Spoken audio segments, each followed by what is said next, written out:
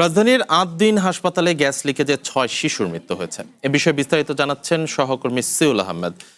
Seoul, হাসপাতালে এসির gas leakage থেকে শিশুদের মৃত্যু জানা গেছে, তো স্বজনরা কি বলছেন এই বিষয়ে? আর হাসপাতাল কর্তৃপক্ষের গাফিলতি আছে কিনা এটা জানতে কি তদন্ত করা হবে কিনা জানাবেন এ বিষয়ে। তোমার ঠিক কিছুক্ষণ আগে হাসপাতালের যিনি ডাইরেক্টর জেনারেল আছেন তিনি কথা বলেছেন আমাদের সাথে। তিনি আমাদেরকে জানিয়েছেন যে আসলে এটি কেন হয়েছে কিংবা কী কারণে হয়েছে সেটি বিস্তারিত তদন্ত কমিটি রিপোর্ট প্রকাশ না করা পর্যন্ত তারা বলতে পারবেন না। তবে তারা এতটুকু বলেছেন যে সেটি হচ্ছে যে হাসপাতাল কর্তৃপক্ষের যেটি বলছে সেটি হচ্ছে যে ৬ জন মারা গেছে এবং এই ৬ জন কথা তারা স্বীকার করেছেন। আর ৫ জন যারা অসুস্থ হয়েছিলেন, যে ৫ জন অসুস্থ হয়েছিল সেই ৫ জনকে তারা বলছেন যে তারা ৫ জনকে সুস্থ করেছেন কিংবা তাদের চিকিৎসা দেওয়া হচ্ছে এমনটি বলা হচ্ছে। এবং আরেকটি বিষয় আপনাদেরকে জানিয়ে রাখি যে সেটি হচ্ছে যে এই হাসপাতালের যে কর্তৃপক্ষ আছে তারা বলছেন যে আমরা তাদেরকে প্রশ্ন করেছিলাম যে কোনো ধরনের বিল কি অতিরিক্ত বিল নেওয়া হয়েছে না কিনা, অর্থাৎ যারা এখানে মারা গেছেন তারা কিন্তু অনেকেই সকালবেলা চলে গেছেন, তাই তাদেরকে বলা হয়েছিল যে এখানে যারা আত্মীয় স্বজন আছেন তারা বলছিলেন যে তাদের মারা যাওয়ার পরও কিন্তু অতিরিক্ত বিল তাদের কাছ থেকে নেওয়া হয়েছে এবং সেই বিলের কাগজ তাদেরকে ধরিয়ে দেওয়া হয়েছে। আমরা এরকম প্রশ্ন করেছিলাম এবং তখন আমাদেরকে তারা বলেছেন যে এরকম কোনো ধরনের ঘটনা এখানে ঘটেনি।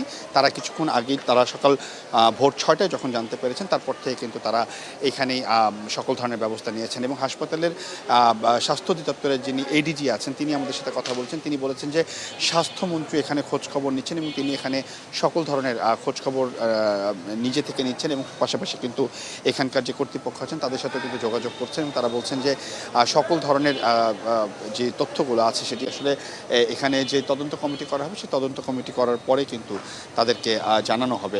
এবং আরেকটি বিষয় আপনাদেরকে বলে রাখি সেটি হচ্ছে এখানে যারা এখানকার স্বজন আছেন তারা কিন্তু এরকম অনেকেই কথা বলেছেন। তারা বলেছেন যে হাসপাতাল কর্তৃপক্ষের অবহেলার কারণে কিন্তু মৃত্যু হয়েছে। আমরা যে রুমে সেই বাচ্চাগুলো ছিল, যে শিশুগুলো ছিল তাদের সেই রুমে আমরা গিয়েছি, তবে আমাদেরকে ক্যামেরা নিয়ে প্রবেশ করতে দেয়নি। তবে আমরা সেই রুমে গিয়ে দেখেছি সেখানকার এসি দিয়ে পানি পড়ছে এবং একই সাথে সেই রুমটি কিন্তু বদ্ধ রুম এবং ধোয়ার কারণে কিন্তু সেই রুমে একজন প্রাপ্তবয়স্ক মানুষেরই থাকা আসলে অনেক কষ্টের বিষয়। সেখানে সেই শিশু বাচ্চাগুলো আসলে সেখানে ছিল।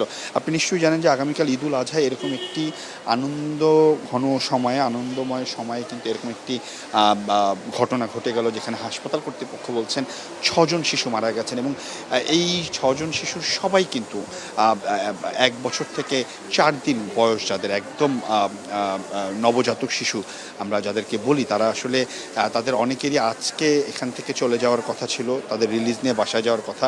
অনেকেই এরকম আছেন যে যাদের পরশুদিন চলে যাওয়ার কথা এবং অনেকেই আছেন যে তাদেরকে বলা হয়েছে যে তারা ২-১ দিনের মধ্যেই কিন্তু তারা রিলিজ নিয়ে চলে যাবেন। তবে এরকম একটি সময়ে আসলে এরকম একটি ঘটনা ঘটেছে। আমরা স্বজনদের সাথে কথা বলছি, স্বজনরা বলছেন যে তাদের অবহেলার কারণে এই বাচ্চাগুলোর মৃত্যু হয়েছে এবং তাদেরকে যখন খবর দেওয়া হয়নি, তাদেরকে অনেকে রাত ৩টা বাজে খবর দেওয়া হয়েছে এবং তারা এসে বলেছে যে তারা তাদের শিশুটিকে দেখতে চাচ্ছেন, তবে সেই শিশুকে কিন্তু হাসপাতাল কর্তৃপক্ষ দেখতে দেয়নি, এরকম অভিযোগও কিন্তু আমাদের কাছে তারা করেছে। এবং তারা বলেছেন যে যখন তাদেরকে আইসিইউতে ভর্তি করা হয়েছে এবং সেই আইসিইউতে ভর্তি করার পর কিন্তু সেই বিলগুলো তাদের কাছ থেকে নেওয়া হয়েছে। তমাল, এই ছিল আমার কাছ থেকে সর্বশেষ তথ্য। এই ৮ দিন হাসপাতাল থেকে পরবর্তী যে কোনো তথ্য পেলে আমরা জানিয়ে দেবো। ফিরে যাচ্ছি স্টুডিওতে।